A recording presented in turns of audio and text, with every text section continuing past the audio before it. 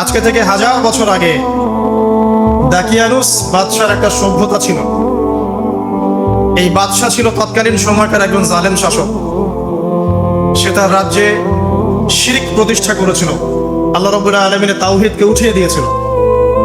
সে তার রাজ্যে নবী সাল্লাল্লাহু আলাইহি ওয়াসাল্লাম, তৎকালীন সময়কার যে নবী আলাইহিস সালাম, তার সুন্নাহকে উঠিয়ে দিয়ে নিজের মন গড়া আদর্শ বাস্তবায়ন করেছিল দাকিয়ানুস বাদশা। তো সেই বাদশার অধীনে থাকা 8 জন বা 9 জন উচ্চ পদস্থ কর্মকর্তার সন্তানকে আল্লাহ পাক হেদায়েত দান করেন, এবং তারাই ইতিহাসে আসহাবুল কাহফ হিসেবে পরিচিত আছেন। এই 7 জন বা 9 জন যুবক উচ্চ পদস্থ কর্মকর্তার সন্তান ছিলেন।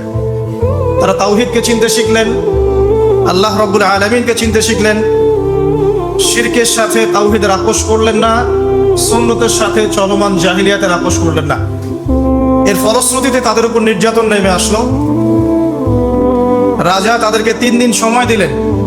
3 দিনের মধ্যে যদি তোমরা তোমাদের ধর্ম ত্যাগ না করেছো, তাহলে তোমাদেরকে মৃত্যুদণ্ড দেওয়া হবে। তো সেই 7 জন বা 9 জন যুবক ওই রাষ্ট্রের মধ্যে কোনো অরাজকতা সৃষ্টি করলো না, বরং তারা সাইলেন্টলি সেই রাষ্ট্র থেকে চলে গেল। সেই ফিতনাপূর্ণ জাহেলি পরিবেশ থেকে নিজেরা আস্তে করে সরে গেল, সেখানে কোনো রকম ফাসাদ সৃষ্টি করলো না। যাওয়ার সময় তারা একটা কুকুরকে সাথে নিয়েছিল, যেই কুকুর বছরের পর বছর তাদেরকে পাহারা দিয়েছে গুহার মধ্যে। চলতি পথে একটা গুহায় তার আশ্রয় নিয়েছিল, যে গুহার মধ্যে তারা ঘুমিয়ে পড়ে, এবং আল্লাহ রাব্বুল আলামিন 309 বছর পর তাদের ঘুম ভাঙান। 309 বছর পর যখন ঘুম ভাঙলো, তারা ক্ষুধার্ত ছিলেন। একে অপরকে জিজ্ঞাসা করছিলেন যে কেম লাবিসতুম, তোমরা কতদিন ঘুমিয়েছো? একজন বলছিল লাবিসনা ইয়াওমান আও বা'দা ইয়াওম, আমরা হয় একদিন ঘুমিয়েছি বা একদিনের কিছু অংশ ঘুমিয়েছি। যাই হোক, তারা ক্ষুধার্ত ছিলেন। তাদের পকেটের মধ্যে কিছু মুদ্রা ছিল, আর সেই মুদ্রা বর্তমান সময় চলমান মুদ্রার মতো ছিল না। বর্তমান সময়ে যে চলমান যে মুদ্রাগুলো আছে, যেখানে গোল্ড এবং সিলভারের কোনো অনুপ্রবেশ নাই, যদিও বা কোরআন এবং সুন্নায় গোল্ড এবং সিলভারের কয়েনের কথা আছে, তো তারা যখন সেই মুদ্রাগুলো নিয়ে বাজারে গেল খাবার কেনার জন্য, তখন তাদেরকে অ্যারেস্ট করা হলো। কি অভিযোগে? অভিযোগটা হচ্ছে যে তারা গুপ্তধন পেয়েছে, এই অভিযোগে। কিন্তু বাস্তবিক অর্থে তারা কোনো গুপ্তধন পায় নাই। তারা বলছিল আমরা গতকাল মাত্র এখান থেকে বের হয়েছি, আজকে রাতটা এই গুহায় আশ্রয় নিয়েছিলাম, এতটুকু তারা বলছে। যাই হোক, তথ্য প্রমাণ যাচাই করে দেখা গেল যে তারা যে ঘুমিয়েছিল, এতে প্রায় 309 বছর অতিবাহিত হয়ে গেছে। এবং এখন যে বাদশা ক্ষমতায় আছে, সে আলহামদুলিল্লাহ একজন তাওহীদপন্থী মানুষ। সে আল্লাহকে বিশ্বাস করে, নবী রাসূলকে বিশ্বাস করে, আল্লাহ পাকের ঐশী গ্রন্থকেও বিশ্বাস করে। তবে ওই সমাজের মানুষ একটা বিষয়কে বিশ্বাস করে না, সেটা হলো মৃত্যুর পর পুনরুত্থান বা রিজারেকশন, যেটা আমরা বলি, মৃত্যুর পর পুনরুত্থান। এই বিষয়টাকে তারা মাত্র 9 জন যুবকের মধ্য দিয়ে পুরো একটা নেশনকে শিক্ষা দিলেন যে মৃত্যুর পর পুনরুত্থান সত্য। যে আল্লাহ রাব্বুল আলামিন 309 বছর ঘুম পাড়িয়ে রেখে জীবিত করতে পারেন, নিঃসন্দেহে সে আল্লাহ রাব্বুল আলামিন লক্ষ কোটি মানুষকে 1000 বছর পরেও জীবিত করতে পারবেন ইনশাআল্লাহ। এতে করে ওই পুরো সমাজটাই তাওহীদপন্থী হয়ে গেল আলহামদুলিল্লাহ। এই হলো আসহাবুল কাহফের ঘটনা, খুব সংক্ষিপ্ত করে বললাম। এই আসহাবুল কাহফ তারা কিন্তু খুব উচ্চ পদস্থ কর্মকর্তার সন্তান ছিলেন, এবং তারা ছিলেন যুবক। তারা কেউ কাউকে চিনতেন না, কিন্তু আল্লাহ পাক তাদের মধ্যে একটা হৃদয়ের বন্ধন দিয়ে দিয়েছিলেন। এবং তারা ওই রাষ্ট্রে কোনো ফাসাদ সৃষ্টি করেন নাই, কোনো অরাজকতা সৃষ্টি করে নাই, তারা ভাঙচুর করে নাই, তারা হরতাল করে নাই, অবরোধ করে নাই, কিচ্ছু করে নাই। তারা তাওহীদের দাওয়াত দিয়েছে, মানুষ কবুল করে নাই। তাদেরকে আলটিমেটাম দেওয়া হয়েছে, দিন পরিবর্তন করো, না হলে তোমাদেরকে মৃত্যুদণ্ড দেওয়া হবে। তারা আস্তে করে সেখান থেকে চলে গিয়েছে, জাহেলিয়াত থেকে টোটালি ডিসকানেক্ট হয়ে গেছে। এরপরে আল্লাহ পাক তাদেরকে এমন একটা ঘটনা ঘটালেন, যাতে করে পুরো একটা সভ্যতা হেদায়েত পেয়ে গেল আলহামদুলিল্লাহ। শুধু তাই নয়, এই ঘটনা কোরআনে থাকবে, আর কোরআন কিয়ামত পর্যন্ত থাকবে ইনশাআল্লাহ।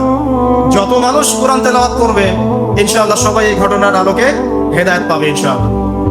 তো দেখুন, অল্প কিছু মানুষকে দিয়ে আল্লাহ পাক বড় কমিউনিটিকে হেদায়েত দিতে পারে। তাদের দোয়াটা আমরা সবাই করি আজকে। তারা দোয়া করেছিল, রব্বানা আতিনা মিন লাদুনকা রাহমা ওয়া হাইয়্ লানা মিন আমরিনা রশাদা।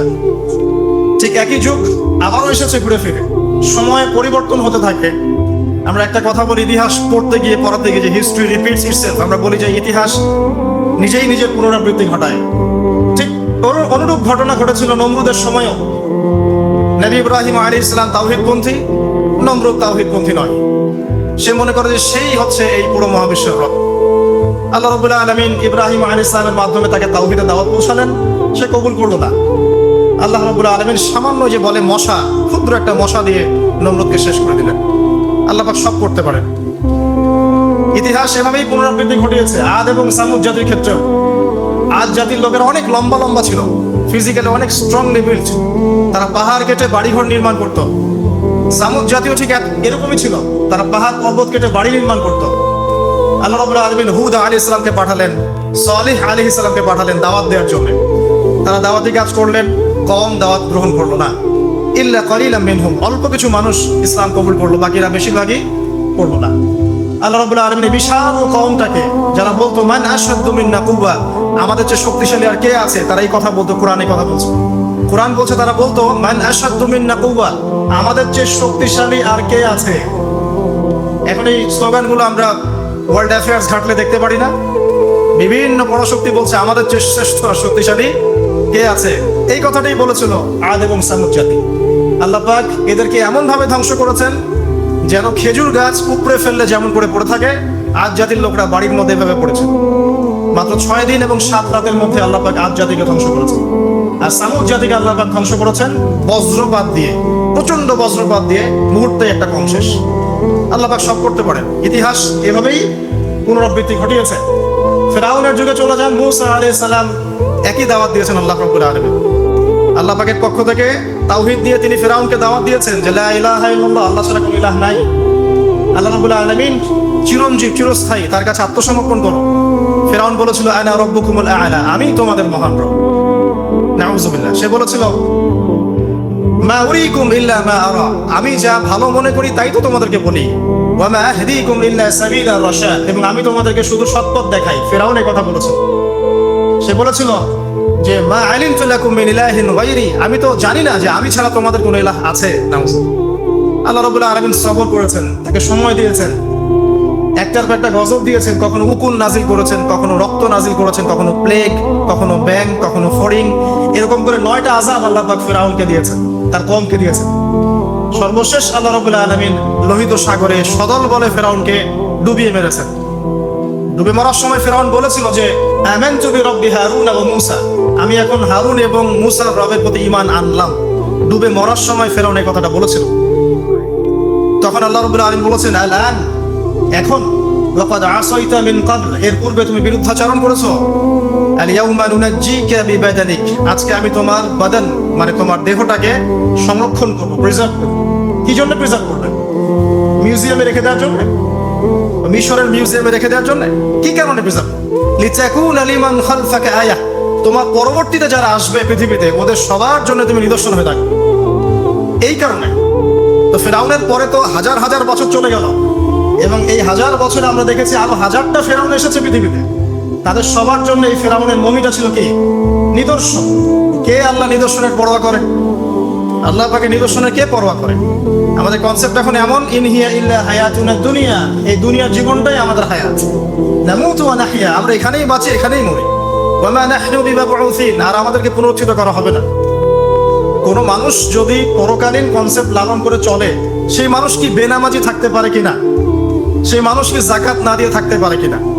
যে মানুষ পরকালে বিশ্বাস করে যে আল্লাহর সামনে আমাকে দাঁড়াতে হবে একা একাই, আমার ইমাম, আমার পীর, আমার অমুক, আমার তমুক নেতা নেত্রী কেউ আমার সাথে যাবে না, আমাকে একা আমার আল্লাহর সামনে দাঁড়িয়ে হিসাব দিতে হবে, এই কথা যে চিন্তা করে, সে কি নামাজ না পড়ে থাকতে পারে কিনা? সে কি যাকাত না দিয়ে থাকতে পারে কিনা? সে কি দুর্নীতি করতে পারে কিনা? মানুষকে ঠকাতে পারে কিনা? সে কি সুদ খেতে পারে বা ঘুষ খেতে পারে? সে কি জেনা করতে পারে? সে কি কাপড় খুলে দিয়ে উন্মুক্ত হয়ে পড়তে পারে কিনা? এখন তো উন্মুক্ত হওয়ার সংস্কৃতি চলছে নাকি? ইবলিস যখন আদম আলাইহিস সালাম এবং হাওয়া আলাইহিস সালাম তাদেরকে যখন জান্নাত থেকে বের করিয়ে দেয়, প্রলোভন দিয়েছিল, মিথ্যা প্রলোভন, যে হাল আদুল্লুকুম, হে আদম এবং হাওয়া, আমি কি তোমাদেরকে জানিয়ে দিব, আলা শাজারাতিল খুলদি ওয়া মুলকিন লা ইয়াবলা, হে আদম এবং হাওয়া, আমি কি তোমাদেরকে জানিয়ে দিব এমন একটা গাছের ব্যাপারে যে এই গাছের ফল খেলে পরে তোমরা চিরস্থায়ী হয়ে যাবে এবং কোনোদিন মরবে না। এই যে চিরস্থায়িত্বের টোপ আর অমরত্বের টোপ, এই দুইটা টোপ দিয়ে আমাদের পিতামাতাকে ইবলিস জান্নাত থেকে বের করে দিয়েছে। এখন পৃথিবীতে যত মানুষ পথভ্রষ্ট হচ্ছি আমরা, আমাদের এই দুইটা খাসলতের কারণে। আমরা অমরত্ব আশা করছি, আমাদের চলাফেরা দেখলে মনে হয় আমরা মরবো না, পরকালীন কনসেপ্ট বাদ। একটা হচ্ছে চিরস্থায়িত্বের টোপ, ক্ষমতা, এই যে ক্ষমতার দাবি, এই দুটো আমাদেরকে কিন্তু পথভ্রষ্ট করছে। ঠিক একই অস্ত্র ছিল ইবলিসের। সূরা আরাফ পড়ে দেখেন, আমি কোনো কিছু বানিয়ে বলছি না। তখন আল্লাহ পাক বললেন যে ইয়া বানি আদম, হে বনু আদম, আদমের সন্তান যারা আছো, আমাদেরকে আল্লাহ পাক বলছে তোমরা শোনো, লা ইয়াফতিনান্নাকুমুশ শাইতান, শয়তান যেন তোমাদেরকে ফিতনায় না ফেলতে পারে। কামা আখরাজা আবাওয়াইকুম মিনাল জান্নাহ, ঠিক যেমন করে তোমাদের পিতামাতাকে শয়তান জান্নাত থেকে বের করে দিয়েছে। যেহেতু আমাদের পিতা আর মাতাকে শয়তান জান্নাত থেকে বের করে দিয়েছে, আল্লাহ পাক এই আদমের সন্তানদেরকে বলছেন তোমরা সতর্ক থেকো, তোমাদেরকে যেন শয়তান জান্নাত থেকে যেভাবে বের করেছিল তোমার পিতা মাতাকে, এমন করতে না পারে। আর কি করতে না পারে? ইয়ানজিউ আনহুমা লিবাসাহুমা লিয়ুরিয়াহুমা মিন সাওয়াতিহিমা, পড়ে দেখেন সূরা আরাফ। আল্লাহ বলছেন মনে রেখো আদমের সন্তানরা, ইবলিস কিন্তু শুধু তোমার পিতা মাতাকে জান্নাত থেকে বের করেই দেয় নাই, বরং গাছের কাছে নিয়ে গিয়েছিল, ফল খাওয়ার সাথে সাথেই তাদের গায়ের পোশাক খুলে পড়ে গিয়েছে। তাহলে আমাদের পিতা মাতাকে জান্নাতে নগ্ন করে দিয়েছিল কে? সেই কথা আল্লাহ পাক বলছেন আদম সন্তানদেরকে তোমরা সতর্ক থেকো, তোমাদেরকে যেন ইবলিস নগ্ন করতে না পারে, ঠিক যেমন করে তোমাদের পিতা মাতাকে করেছে। তাহলে এখন যে পুরো বিশ্ব জুড়ে নগ্নতার যে সংস্কৃতি চলছে, এরা কার এজেন্ডা বাস্তবায়ন করছে বুঝতে পারছেন?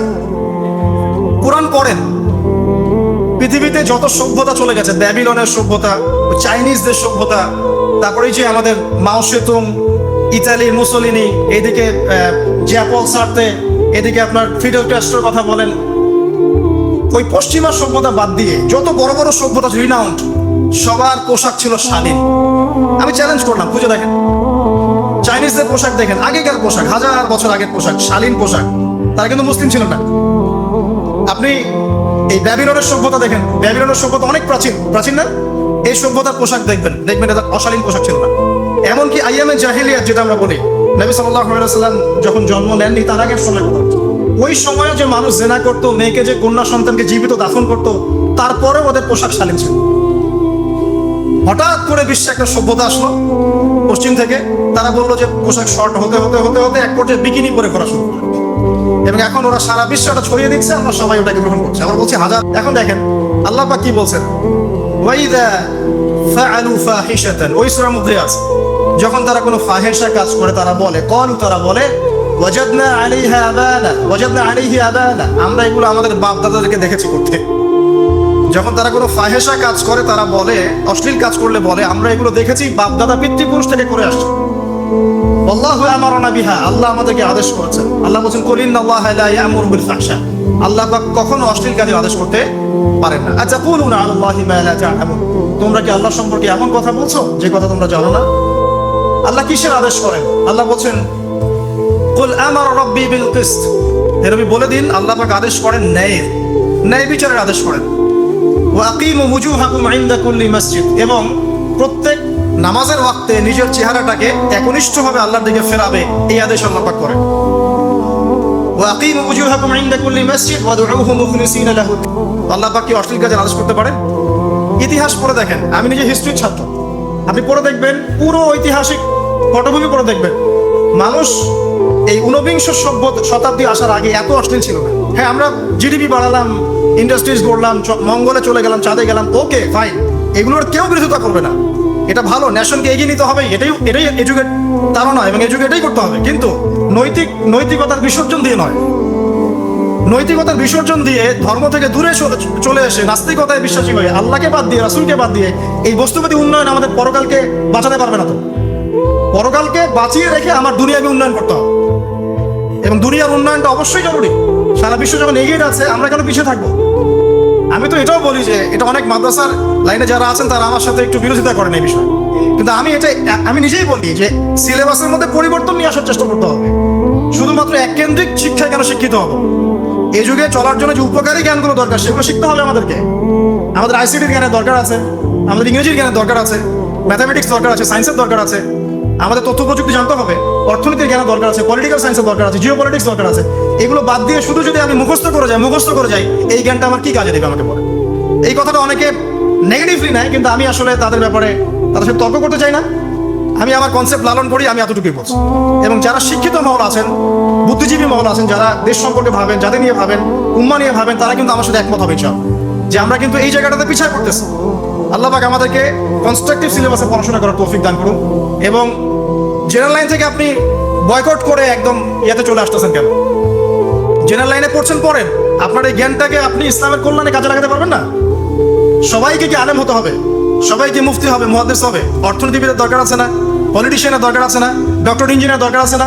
সব সেক্টরের মানুষের দরকার আছে। আপনাদেরকে আপনাদের জায়গায় থাকতে হবে, ওখানে থেকে আপনারা ইসলামের খেদমত করুন। পারবেন না? একজন ডক্টর, তিনি কি ইসলামের খেদমত করতে পারবেন না ভাই? একজন সৎ নেতা, তিনি কি ইসলামের খেদমত করতে পারবেন না?